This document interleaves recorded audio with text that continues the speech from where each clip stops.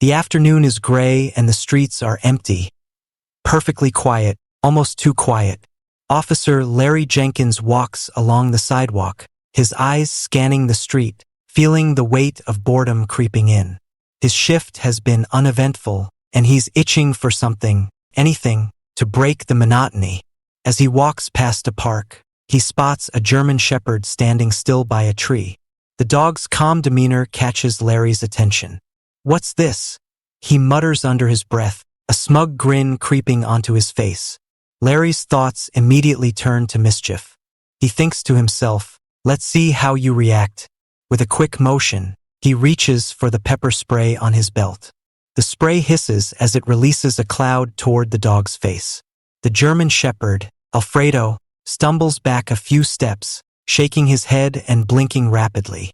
Larry laughs, finding amusement in the dog's discomfort. "Relax, buddy. It's just a little pepper spray. You'll be fine." But there's something about the way Alfredo stands, his eyes fixed intently on Larry, that sends a shiver down his spine.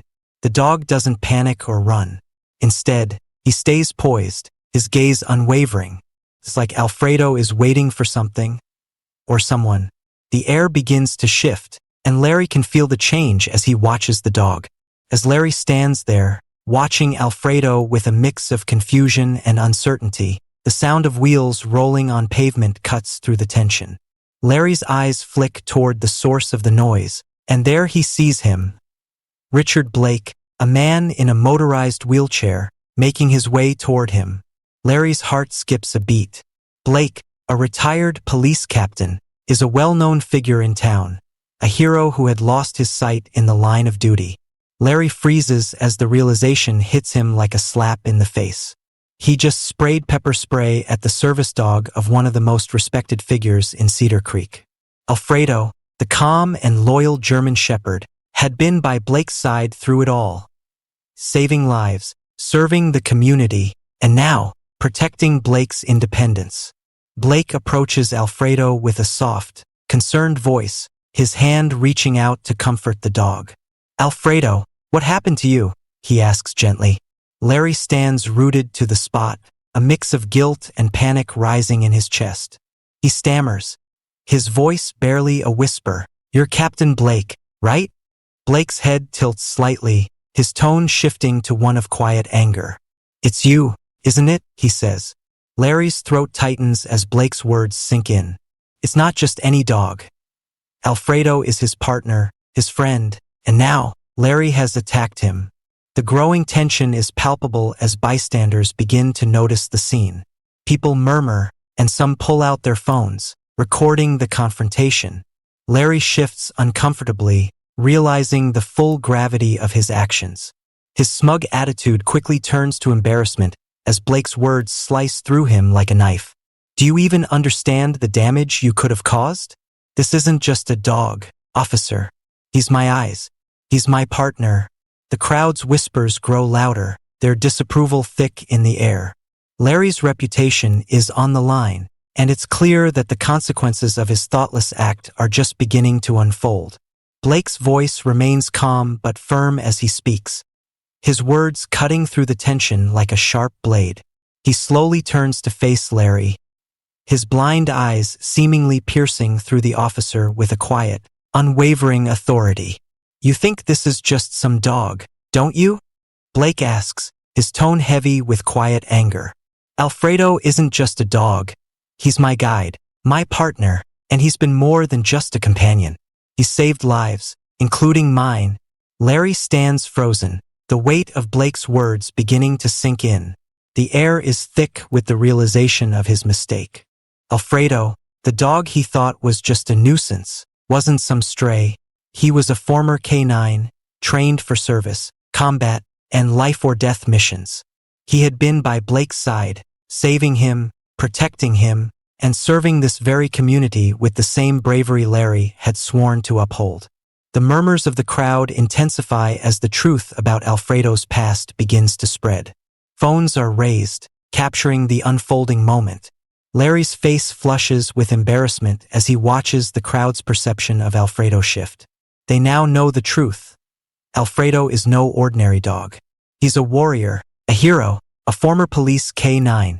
Larry's heart sinks further as Blake continues to speak, his voice low but filled with deep respect for the dog that had served him and the community. This dog, Blake says, pointing to Alfredo, has seen things that you can't even begin to understand. And today, you mocked that service, that sacrifice. The crowd grows more uneasy, some shaking their heads in disbelief at Larry's actions. Larry, unable to fully process the weight of the situation, feels an internal conflict rising within him. His cocky, reckless behavior now feels small and petty in the face of the truth. As Blake speaks, Larry's mind races, the realization settling in like a lead weight. He hadn't just sprayed a dog. He had disrespected a revered veteran, a hero of the community. This moment, one small act of thoughtlessness, has now changed everything. The crowd's murmurs only grow louder, and Larry can feel every pair of eyes on him, watching and judging. His reputation is on the line, and for the first time in years, he realizes that he has crossed a line he can't easily uncross. As Blake's words echo through the tense air, Larry shifts uncomfortably under the weight of the growing crowd's judgment. He opens his mouth, attempting to form an excuse, but his voice falters. "I didn't know. I thought he was just a stray dog. I wasn't trying to hurt anyone," Larry stammers, his attempts at justifying his actions sounding weak in the face of the truth. But Blake isn't having it. His tone remains cold and unwavering as he steps closer to Larry, his presence almost overpowering. "You didn't think," Blake retorts, his voice cutting through Larry's excuses. "You thought it was funny to mock a dog who has spent years serving this community, and you thought there wouldn't be consequences. Well, now you're learning what happens when you don't think before you act." Larry can feel the eyes of the crowd on him, the murmurs growing louder with each passing second. He tries to shrink back, but there's nowhere to hide. The people in the park are no longer just bystanders. They are witnesses, and they are all painfully aware of what he's done. His reputation, already fragile, crumbles with every word Blake speaks. "You don't just attack a dog like Alfredo and think it's no big deal," Blake continues, his voice filled with a quiet fury. "This is a violation of trust. A betrayal not just of me, but of everything this community stands for. Do you think we're just going to let this slide?" Larry's stomach twists as the truth of Blake's words hits him. He thought this was going to be a harmless joke, a moment of power. But now, standing in front of a respected veteran and surrounded by a crowd of disapproving eyes, he feels nothing but shame. The murmurs in the crowd intensify, each word spoken like an accusation. "That's Officer Jenkins, right? The one who always gets in trouble," one voice whispers, and Larry's heart sinks further. His history of bending the rules and crossing the line has come back to haunt him. The whispers grow louder, filling the air with judgment. Blake stands his ground, his eyes locked on Larry, as the crowd's disapproval presses in on him like an unrelenting force. "You think this is just a mistake that'll go away?" Blake asks. "You're wrong. The damage is done, and you're going to have to live with it. The whole town knows what you did, and trust isn't something you get back so easily." Larry stands there, frozen, humiliated, as the weight of his actions crashes down on him. His attempts to salvage the situation only make things worse, and he knows, deep down, that he has crossed a line he can't uncross. This isn't just about a dog. It's about respect, accountability, and the trust he's now lost with everyone around him. The tension in the air is palpable as Larry stands, helpless, facing the fallout of his own impulsive choices. The following day, Larry's phone buzzes relentlessly, the constant reminders of his failure weighing on him. The conversation with Captain Harris is swift and brutal. The cold, hard reality of his actions hits him in full force as he enters Harris's office, his hands clammy and his heart heavy with dread. Captain Harris doesn't mince words. "Do you know why you're here, Jenkins?" he asks, his voice firm and devoid of sympathy. Larry nods, unable to make eye contact. He knows what's coming. "You've cost this department," Harris continues, "not just a dog, not just a public figure. You've tarnished the trust people had in you, in us. You're a liability now. Larry swallows hard, the weight of Harris's words sinking into his chest.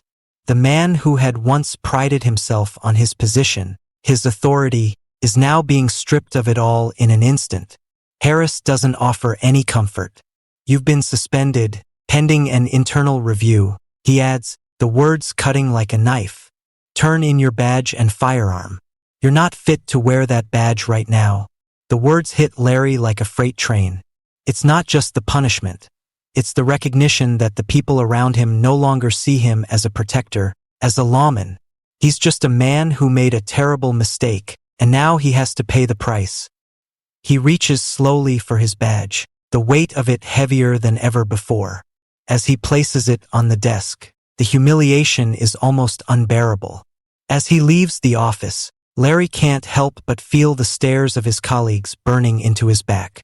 He's no longer one of them. His colleagues, those who once respected him, now look at him with disdain. Some shake their heads as he walks past, others turn away in silence, unable to even look him in the eye. He feels like an outsider in his own department, and that feeling cuts deeper than any reprimand could. The quiet after the storm is deafening.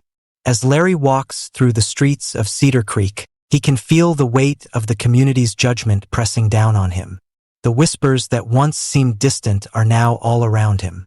People turn their heads as he passes, some with expressions of disappointment, others with open disdain. He thought he had been one of the protectors of this town, but now he feels like the enemy. In the moments of solitude, Larry begins to confront the gravity of his actions. He's let down the community he swore to serve. He's let down the people who trusted him. Most painfully, he's let down Alfredo, the dog who saved lives, including Blake's, and who was only trying to do his job. His actions weren't just reckless. They were a betrayal of everything he was meant to stand for. As Larry sits alone in his patrol car later that evening, he's overcome by a wave of regret. His mind races, replaying the moment with Blake, the scene at the park, the horror of seeing the man he once admired look at him with nothing but disdain. And it's not just the loss of his badge. It's the loss of respect, of dignity, of purpose. For the first time in a long while, Larry realizes that he needs to change. The weight of his regret is almost suffocating, but it forces him to confront something he's avoided for too long. The need to evolve. His actions have consequences, and those consequences are far-reaching. He has to reckon with himself, with the damage he's caused, and with the person he's become. Larry knows, in that moment, that redemption won't be easy, but it's the only path forward. He's going to have to earn it. And it all begins with taking responsibility. In the following days, Larry's world is filled with the heavy silence of self-reflection. The weight of his actions presses down on him, and every corner of Cedar Creek seems to echo with the fallout. He walks the streets feeling the eyes of the town on him, their judgment palpable. The once proud officer, full of bravado and certainty, now finds himself questioning everything he once stood for.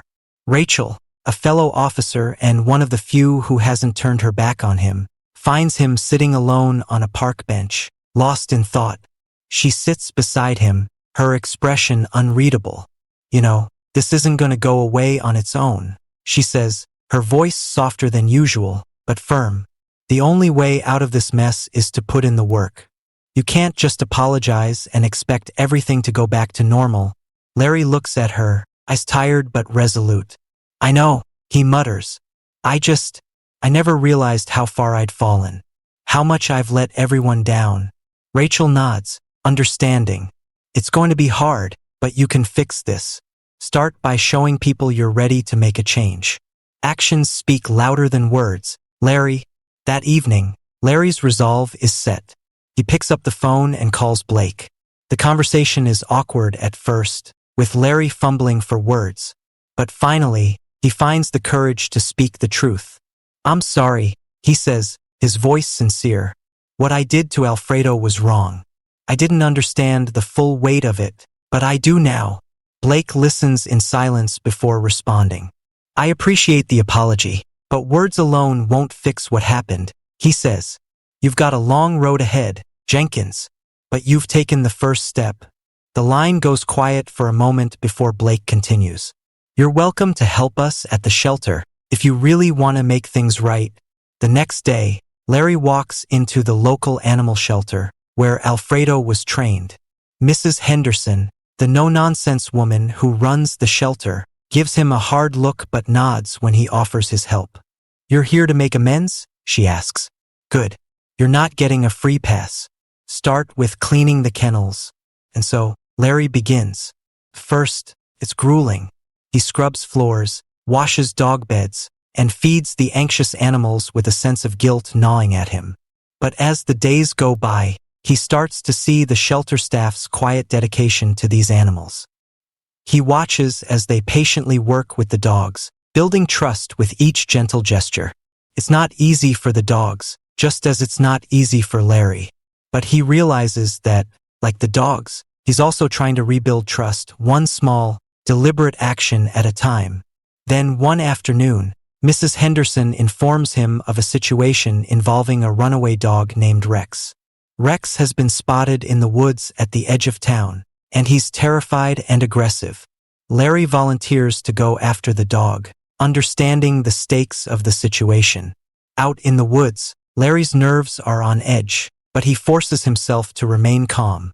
As he moves cautiously, he spots Rex, a large, anxious dog hiding behind a cluster of trees. Rex growls, showing his fear, but Larry knows better than to rush. Instead, he takes a deep breath and slowly extends a treat toward the dog, speaking in a calm, reassuring voice. It's okay, buddy. I'm not here to hurt you. For a long moment, neither of them moves. Then, finally, Rex takes a hesitant step forward, sniffing the treat in Larry's hand. With great care, Larry attaches the leash and leads Rex out of the woods. When he returns to the shelter with Rex, he's greeted with a sense of quiet triumph. Not just because he's rescued the dog, but because he's proved to himself and to others that he's capable of change. News of Larry's success spreads throughout Cedar Creek. People start to take notice. The once constant whispers behind his back now hold a different tone. There's surprise, even a hint of respect. Larry begins to earn back a small degree of trust, and the town's judgment softens, just a little. But Larry knows the road to redemption isn't over. He's taken one step toward proving himself, but there's much more to do. One evening, Larry finds himself at Blake's house again, standing on the porch next to Alfredo. The older man gives him a small nod. I heard about what you did with Rex, Blake says, his voice more relaxed now. That took patience. You've come a long way, Jenkins. Larry smiles faintly, but there's still a heaviness in his chest. I'm not sure I deserve any of this, he admits. But I'm doing the work, Blake. I'll keep showing up. I'll prove that I can do better. Blake nods again. You're on the right path. Redemption isn't a one-time thing. It's a process. But you've started. That's what matters. Larry leaves Blake's house feeling a sense of quiet hope that's been absent for a long time. The road ahead will be long and full of challenges, but he's finally on a path to make things right. And for the first time in a while, he feels like he might be capable of earning back what he lost. If you enjoyed this heartfelt story, don't forget to like the video and subscribe to the channel for more amazing tales. Your support keeps us going.